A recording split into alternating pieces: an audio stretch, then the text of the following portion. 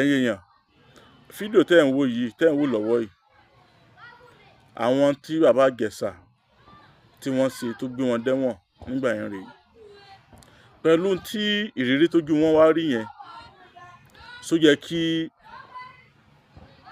wọ́n mọ̀ bí wọ́n tún ṣe sọ ahọ́n só yẹ kí wọ́n mọ̀ bí wọ́n tún ṣe sọ ẹnu wọn nígbà tí wọ́n bá ń ṣe interview fún wọn só yẹ kó rí bẹ́ẹ̀. Bàbá Ìjẹ̀ṣà Lánrè Omiyinka bàbá Ìjẹ̀ṣà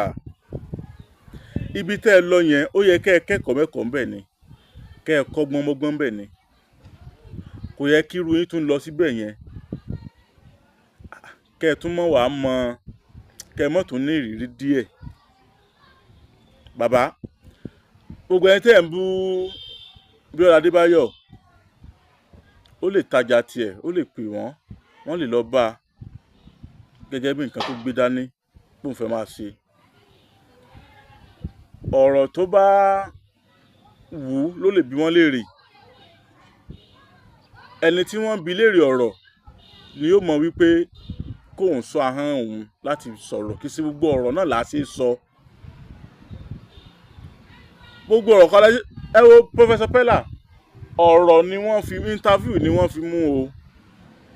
bàbá Ìjẹ̀ṣà kò yẹ kó jẹ́ wípé ẹ tún wá lọ kó ọwọ́ ẹlẹ́ẹ̀kejì mọ́ kí lẹ̀ ń bá kiri ó yẹ kẹ́ ẹ sọ ahọ́n ni ẹ wo fídíò tẹ́ ń wò yìí sí ok ó yẹ kẹ́ ẹ mọ bẹ́ẹ̀ ṣe sọ ahọ́n yín kódà kì í ṣerú yín ẹ ti ṣe àwo ẹ ti wọ stúdíò ẹ ṣe àwo ẹ pè ní ẹ ń wáyé dáràn bloggers abáyín gbé àwọn èèyàn gbórin yẹn kódà kó jẹ́ wípé bóyá gbogbo alásàrí fídíò yẹn gbà yẹn still náà àwọn èèyàn sì tún wò wípé bóyá bẹ́ẹ̀ lórí àbí bẹ́ẹ̀ kọ́ lórí àwọn èèyàn ti gbàgbé tó ti ṣẹlẹ̀ yẹn ọ̀rọ̀ ẹnu yìí ti sin yìí ni wọ́n orin tẹ́ ẹ kọ́ yẹn ni wọ́n ń kẹ́kọ̀ọ́ ńbẹ̀ tí wọ́n sì ń kọ́gbọ́n pẹ̀lú bẹ́ẹ̀ ṣe ní àròjinlẹ̀ bẹ́ẹ̀ ṣe gbórin yẹn kalẹ̀ só wá yẹ kó wá jẹ́ wípé ẹ tún wá lọ sí interview kan tó ń lọ máa rojọ́ kan ń bẹ̀ léyìí tí ẹ sì mọ̀ wípé ẹ ṣe àṣìṣe léyìí táwọn èèyàn rí tán mọ̀ wípé ẹ ṣe àṣìṣe tán sì gbà wípé bóyá àwọn kan ni wọ́n bóyá nǹkan kan ló ṣẹlẹ̀ bóyá èṣù ni bóyá nǹkan kan ló ṣẹlẹ̀ táwọn èèyàn ẹ̀dẹ̀ tún lọ ń sọ̀rọ̀ tí ò yẹ kẹ́ ẹ sọ lẹ́tọ̀ọ́ sọ̀rọ̀ tẹ́ ẹ sọ bàbá Ìjẹ̀ṣà fídíò táwọn èèyàn wò yìí táwọn wò yìí sí yìí ẹ ṣe tán lẹ́ẹ̀ ṣe kì í ṣe wípé wọ́n fi remote control yín pé ó yá ṣe báyìí ẹ̀yin gangan là ń wò tẹ́ ẹ̀ ń ṣe nǹkan yìí so gbogbo ọ̀rọ̀ tẹ́ wá ń sọ lọ́dọ̀ Bíọ́lá Adébáyọ̀ yẹn pé bóyá ẹ̀yin náà mọ̀ pé wọ́n ṣe kámẹ́rà ẹ mọ̀ pé kinní kan ẹ ṣe lè mọ̀ kẹ́ ẹ mọ̀ ṣe irú nǹkan yẹn ọ̀rọ̀ rírùn wo ẹ ti lọ jìyà kan tẹ́ ẹ ṣe so ẹ tún wá nílò àti mọ̀ sọ rojọ́ kankan mọ́ nígbà tẹ́ ti ṣe rẹ́kọ́ọ̀dù kan jáde táwọn èèyàn ti gbọ́ so kò yẹ kẹ́ ẹ ṣẹ̀ṣẹ̀ mọ́ náà ń lọ interview kankan mọ́ bàbá Ìjẹ̀ṣà ibi tẹ́ ẹ lọ yẹn ó yẹ kẹ́ ẹ fi kẹ́kọ̀ọ́ ni irú interview ẹ tún wá dárúkọ gbogbo àwọn tẹ́ ń dárúkọ yẹn ẹ ẹ̀ṣẹ̀ nídìí kẹ́ ẹ máa dárúkọ anybody mọ́ ọmọ wọn kan ẹ kàn tó ń káwọ́ àkàrẹ́yìn ẹ fẹ́ káwọn èèyàn tó máa rí ti ń rò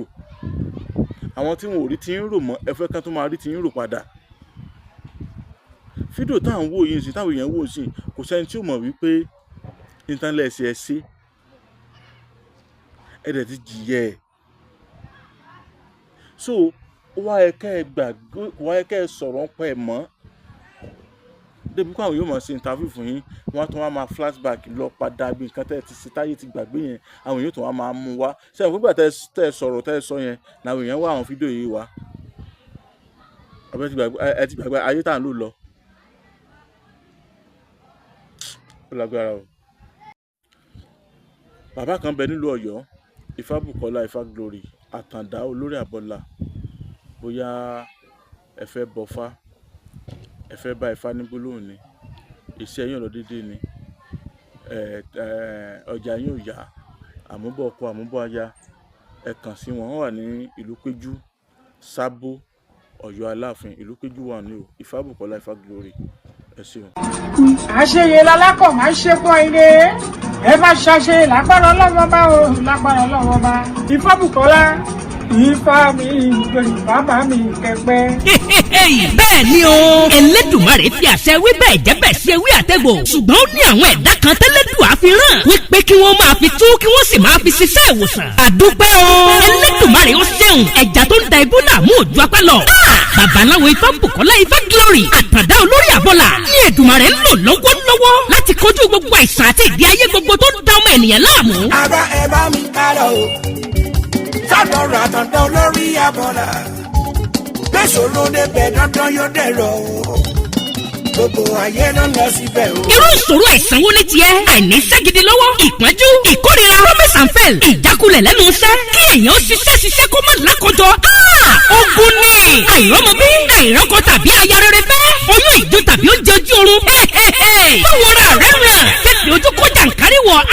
ìdènà ní ẹnìkan kò lágbára o àyàfi ọba Ìdùmarè tó ní káwọn ẹ̀dá kan máa fi ewé àtẹ̀gùn ṣe wòsàn tó sì rí bẹ́ẹ̀ ṣe bẹ́ẹ̀ ọ̀gọ̀ọ̀rọ̀ àwọn èèyàn ni wọ́n ti dá láyọ̀ babaláwo Ifá Bùkọ́lá Ifá Glory àtàndá olórí àbọ̀là ẹ̀ ṣe o Ẹlẹ́dùmarè tó ń tú àṣírí gbogbo ogun fún yín ò ní padà ẹ̀yin náà kàn sí wọn gbogbo ẹni tí ayé rò pé kò lè rí ọ̀nà àṣeyọrí mọ́ bóyá ẹ̀yin sì fẹ́ bọrí tàbí ẹ fẹ́ bá Ifá ní gbólóhùn ẹ tún lè ta Ifá lọ́dọ̀ wọn ẹ kàn sí wọn nílùú Ọ̀yọ́ Aláàfin bus stop tẹ́ ẹ bá ti dé kí ẹ sọ fún ọlọ́kadà wípé ọ̀dọ̀ bàbá Ifá Bùkọ́lá Ifá Glory àtàndá olórí àbọ̀là lẹ́ ń lọ wọ́n wà ní ìlú péjú 1 sábò Ọ̀yọ́ Aláàfin telephone